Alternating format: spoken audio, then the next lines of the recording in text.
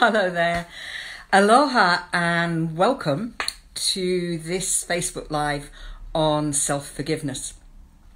So what I'm going to be talking today about is why self-forgiveness is important, what it really is all about, what the experts say about self-forgiveness, and also how you can do it. If you've got questions, do put them in the box, and hopefully I'll see them, or I'll see them afterwards. If you see in the Facebook Live after it's been done, please do put them in as comments. And if you hang on long enough, I'll take you over at the end of the video. I'll show you where you can find a free download on self-forgiveness, a meditation that I did. So, why self-forgiveness? There's a couple of reasons. Number one reason is that most of us at some point in our life feel shame or guilt. There's something we've done to somebody else. There's something we haven't done. We feel some kind of shame or guilt. And self-forgiveness can be a really important part of releasing that, letting go of that old shame or guilt. Because it's one thing to let go of the shame and the guilt, but if you don't forgive yourself at the same time, the trouble is that you get back into the pattern, and we need to let go of the pattern. Another reason why self-forgiveness is important is that holding on to old unforgiveness is very, very damaging, both emotionally and as far as the body's concerned. It acts like stress in the body. And because it acts like stress in the body, it has all the physiological and emotional impacts that stress can have. So you need to let go of any old unforgiveness, that state of not forgiving yourself. So those are the two most important reasons. Problem with self-forgiveness is that it's not very much talked about. It's not very much written about. If you Google forgiveness or self-forgiveness, or if you go onto Facebook and look for groups, you'll find loads of groups. You'll find loads of books about forgiveness, how to forgive.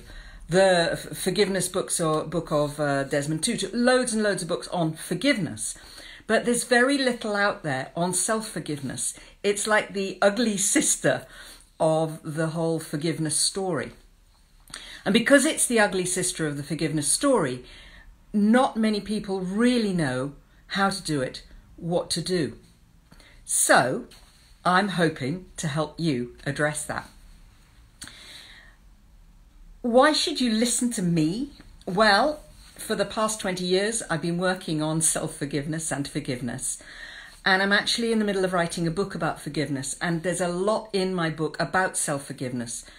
I've been researching it. I've been reading everything I possibly could. And as I say, there's not much on self-forgiveness, but I've been reading everything I possibly could and really studying the subject so that I can help others.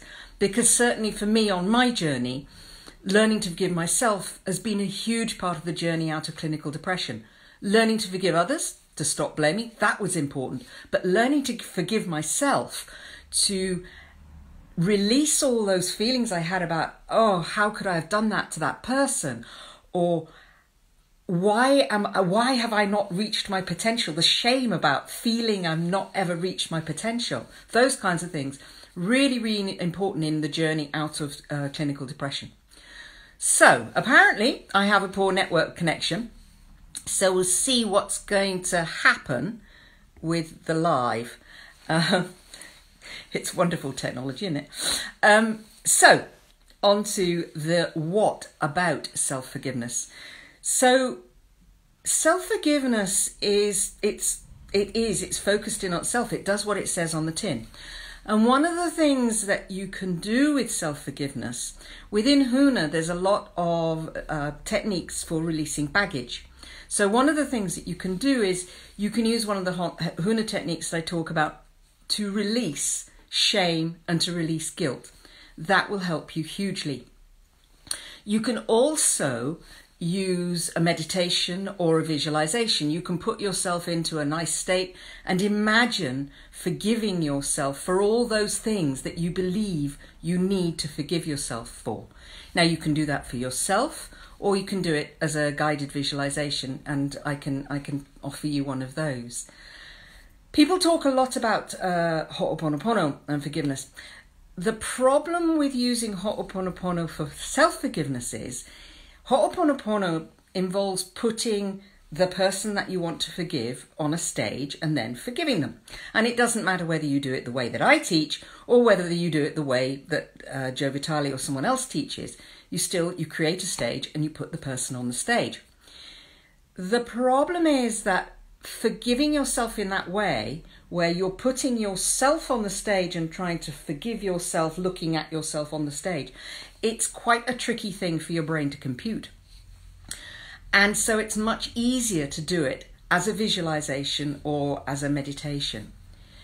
So if you want to do some self-forgiveness, as I say, imagine yourself out there, forgiving yourself, bring to mind everything you need to forgive yourself, and bring yourself the blessing of forgiveness. Allow yourself to forgive yourself, because that's also important. Very often we can't allow ourselves to forgive ourselves, but you have to allow yourself. You have to let it happen. You have to have it. You have to want to have it to happen. So, if you'd like a guided meditation, you can nip along to secretartofhuna.com and you can sign up for the free visualization that I've got there. If you're interested in forgiveness, hi Catherine, if you're interested in a forgiveness from a more forgiving others perspective, then come along perhaps to Oxford on the 17th of November, where I'm doing a one-day live, and you can experience Ho'oponopono in its fullest way. But like I say, Ho'oponopono is very much about forgiving others, not about self-forgiveness. Self-forgiveness, different animal. Visualization, meditation, and releasing, in whatever way you choose to release, releasing the old shame, the old guilt, and the old hurt, so that you can also forgive yourself. And to get a real release on shame, guilt, and hurt, you need to do both. So, pop along to secretartofhuna.com, lots of information on there.